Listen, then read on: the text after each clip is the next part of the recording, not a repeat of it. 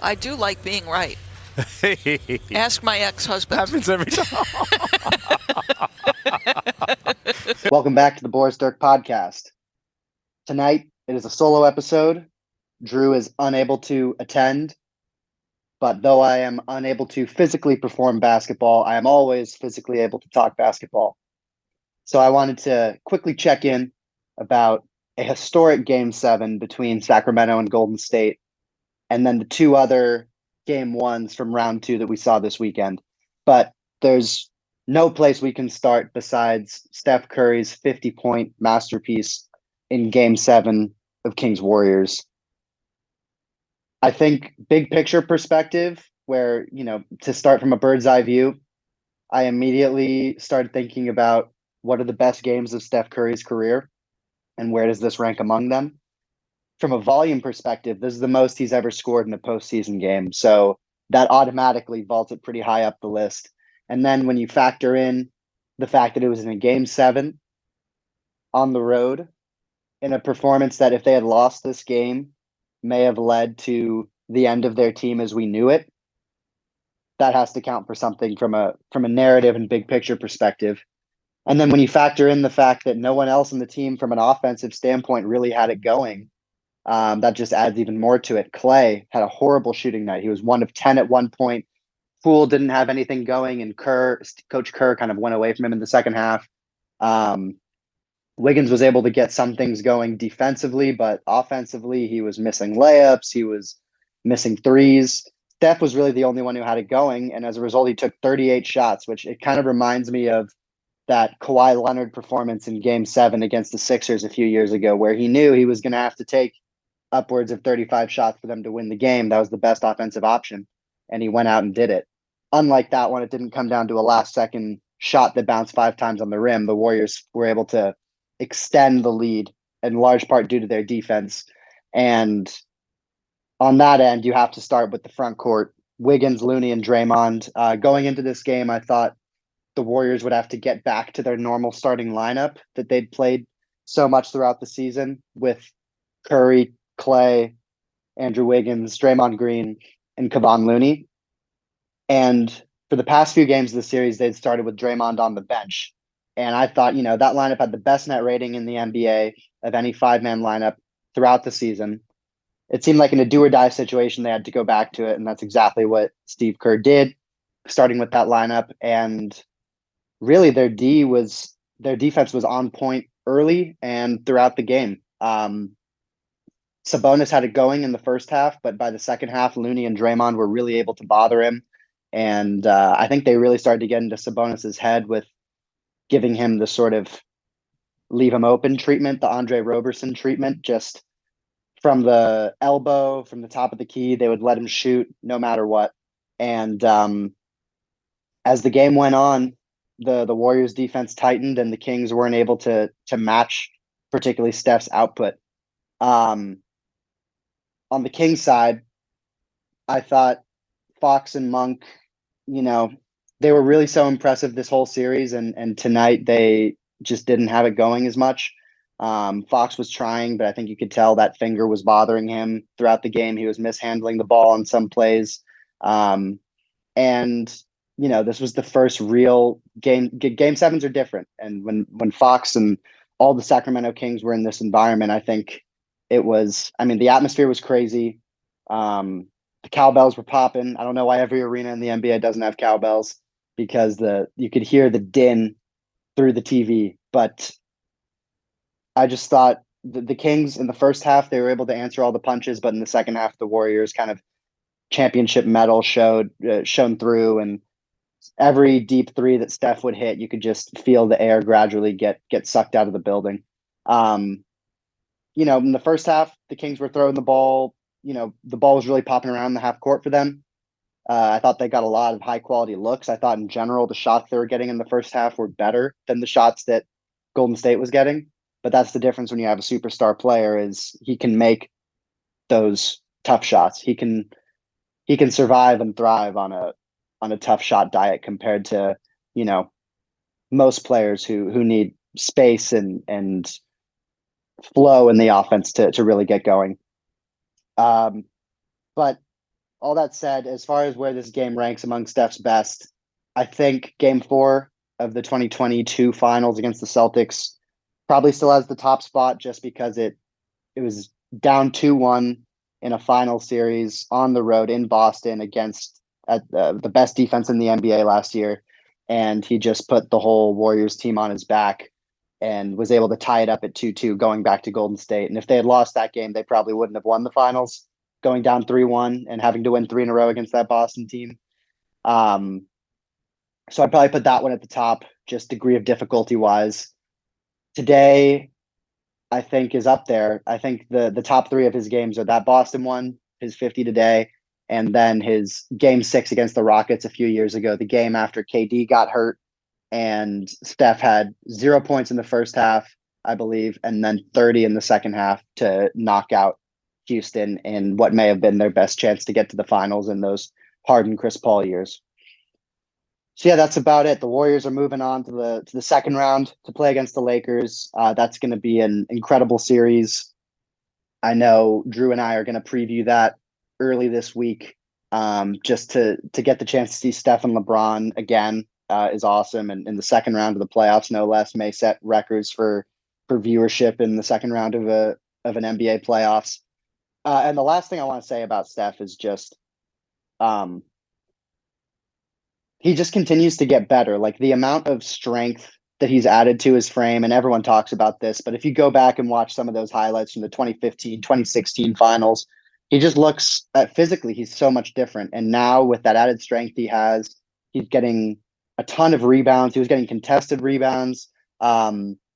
He was driving into the paint, and he's always been an underrated finisher, but he was finishing over everyone today.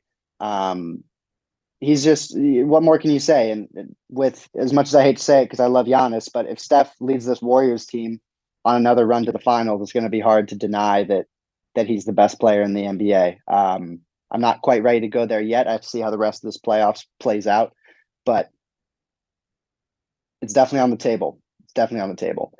Last thing I want to say about that game is Kevon Looney was just incredible rebounding the ball. I thought if Steph broke the spirit of the Kings in their crowd, I think Looney, to quote The Dark Knight Rises, broke their body.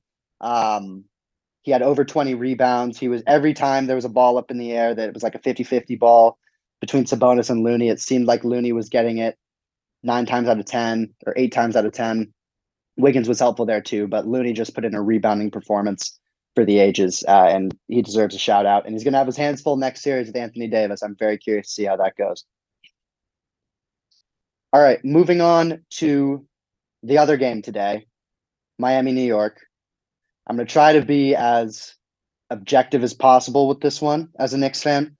But what really stood out is the 2 biggest things in this series may be Jimmy Butler's ankle and Julius Randle's ankle.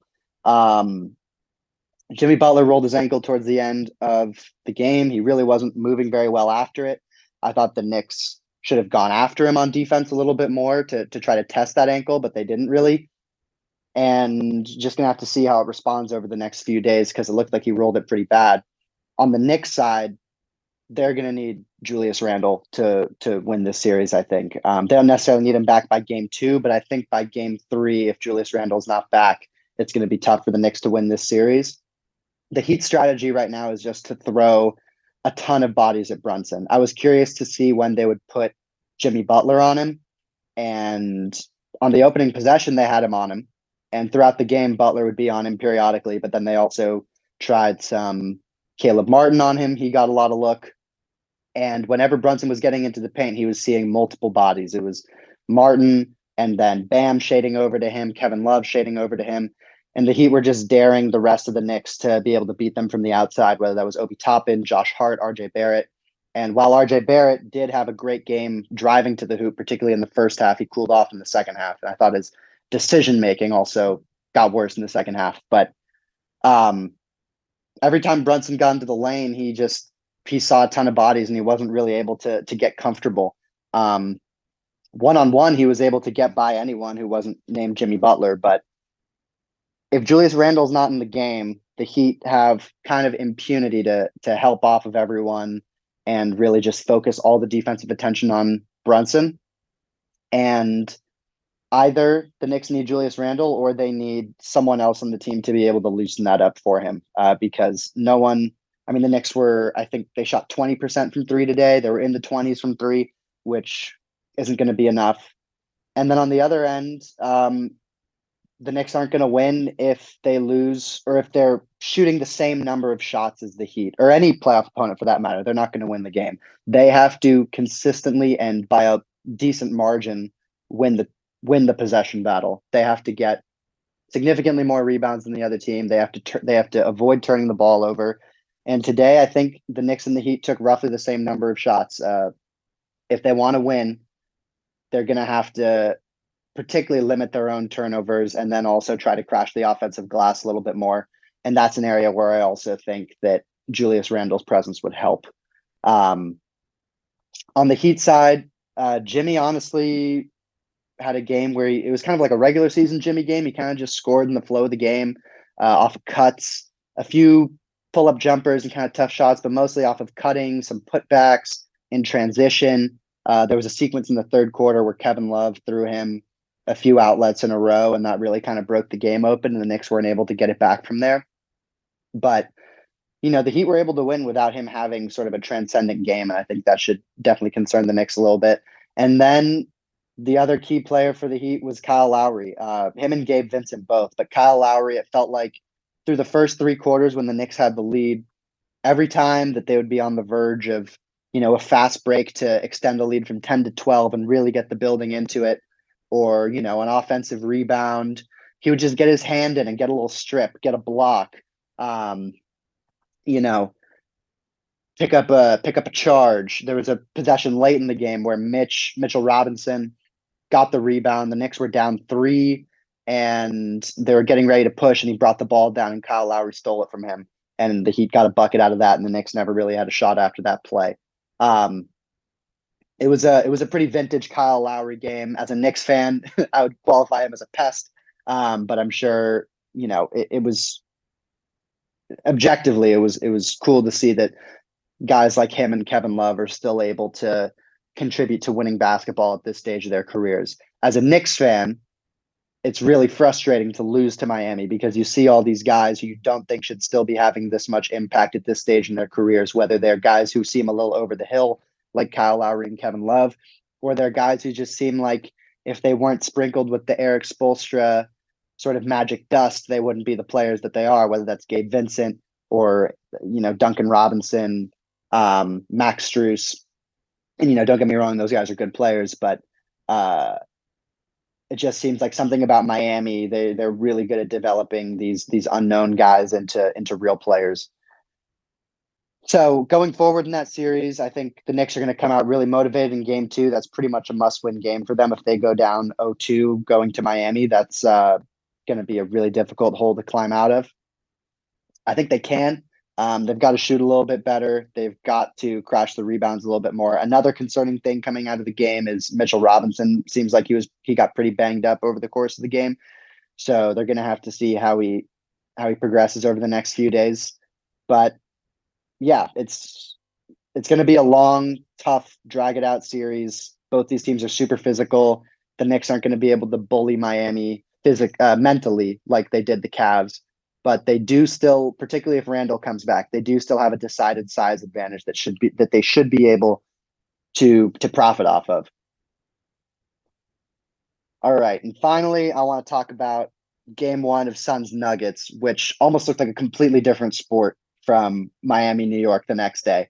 But on Saturday, Nuggets beat the Suns by a wide margin, I think by 20. And there was just so much offense to start that game. Both teams came out super hot. Phoenix was hitting all their pull-up jumpers and getting to the basket. Denver had their sort of pick and roll machine whirring between Murray and Jokic, and then other guys spacing around that. I thought the Nuggets could have been up more early in the game. They missed a lot of point blank looks and layups.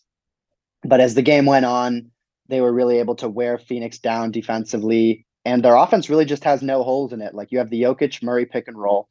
And if you sell out to stop that, you're leaving open looks for KCP, who's a very good shooter, Michael Porter, who's an absolute sniper, or Aaron Gordon, who's back cutting for dunks and things like that.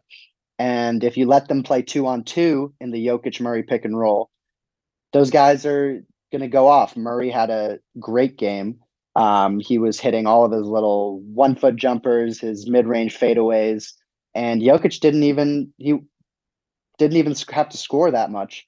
But that Nuggets machine, when it's really going, is so difficult to stop. And the Suns have a lot of offensive talent, or they have KD and Booker, who are great scoring talents. But aside from that, they're going to have to make a ton of much more difficult shots to be able to keep up with the Nuggets. And that's why going into the series, I picked the Nuggets to win in 6 games. And I think, I definitely expect Phoenix to bounce back. I don't think they'd really played a team of that level since Kevin Durant's got there. All the games they played in the regular season were against, pretty low competition. And then in the playoffs, they had a few games against a Clippers team with Kawhi, but most of the games were against a Clippers team that was missing their 2 best guys, and it was just the Russell Westbrook show. So it's going to take them a bit to adjust to the higher level of competition that they're getting in this series. One thing that I thought was interesting rotationally was the Nuggets didn't use a backup center. They just played Aaron Gordon and Jeff Green basically as the bigs when Jokic was off the floor. And I think that's a good strategy. I don't think the Suns are equipped to really punish that. And, as the series goes on, Jokic is going to play huge minutes. I thought it was pretty big that Denver was able to increase the margin that they were up with Jokic out. Aaron Gordon, I thought, had a fantastic game. He was, getting cuts, playing pretty good defense on KD, I thought. And he didn't miss a shot for the first few quarters. I think he started like 7 of 7 or 8 for 8. And yeah, when they're at home and they're out getting out in transition, the Phoenix is going to have to limit turnovers because especially at altitude and that Nuggets environment, it's just when they really get going, it's hard to stop. And the last thing on that game is total silent night from Chris Paul. This is what I worried about a bit with the Suns is they really only have 4 guys who you can trust in the playoff series. And of those 4, you can only really, really trust 2 in Booker and KD. And then Ayton and Chris Paul kind of sometimes take turns being guys you can trust. Chris Paul historically you can, but at this point in his career, he's kind of a defensive liability, particularly against this Nuggets team. If everyone's running around and they're trying to navigate switches and suddenly Chris Paul's on Michael Porter Jr., that's a mismatch. Or if Chris Paul's on Aaron Gordon, he can overpower him. If he's on Jokic, obviously it's a mismatch. And even against Jamal Murray, he doesn't quite have the foot speed that he had early in his career to be able to keep up with him and really bother him. So I'm going to be curious to see how CP does in the series. He's going to have to get going offensively because I think defensively he's just kind of drawing dead. But it's going to be a tough matchup for Phoenix to be able to keep up, and it's going to come down to can KD and Booker be sort of transcendent superstars in the way that we've seen them be before. So that's about it. I'm going to cut it off there. I'll be back with Drew early this week to talk about round 2, maybe give our picks for the series that are coming up. And yeah, peace everyone.